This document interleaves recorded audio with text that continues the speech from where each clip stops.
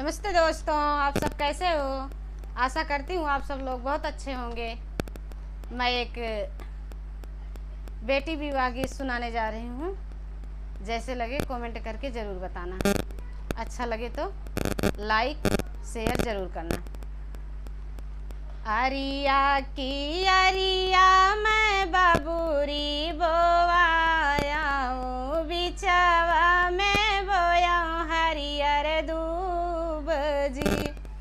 अरिया की अरिया मैं बाबूरी बोवाया हूँ, बिचवा में बोया हरियर दूब जी।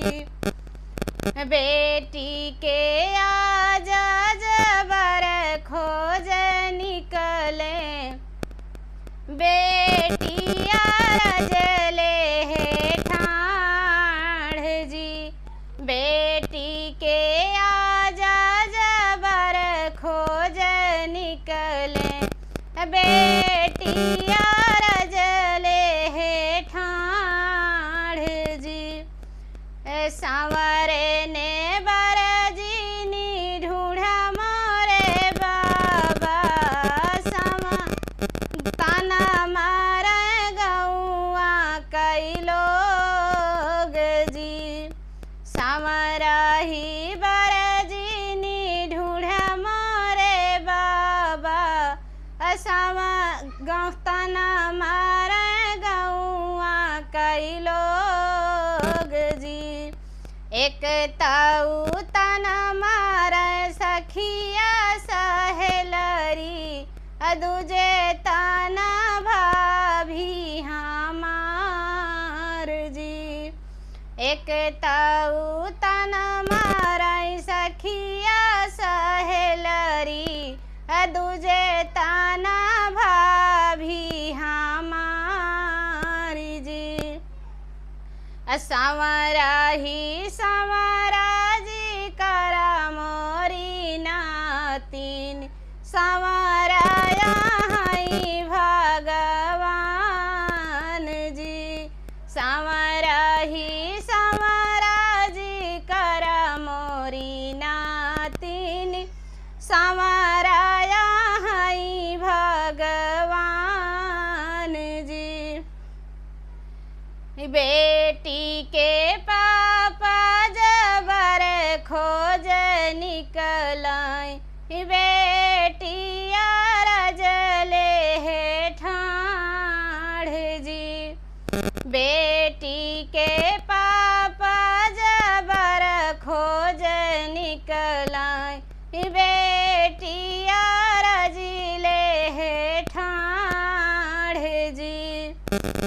सांवरा ही बरजीनी ढूंढा मोरे पापा, तना माराई गौआ का लोग जी।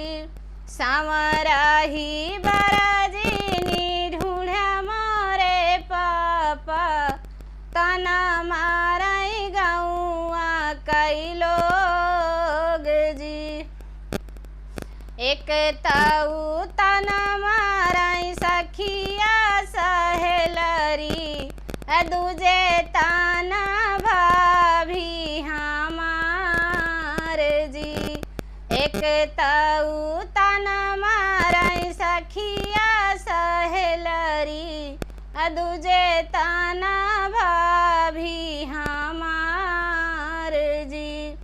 सांवरा ही सांवरा जी करा मोरी बेटी, सांवरा यहिनी भगवान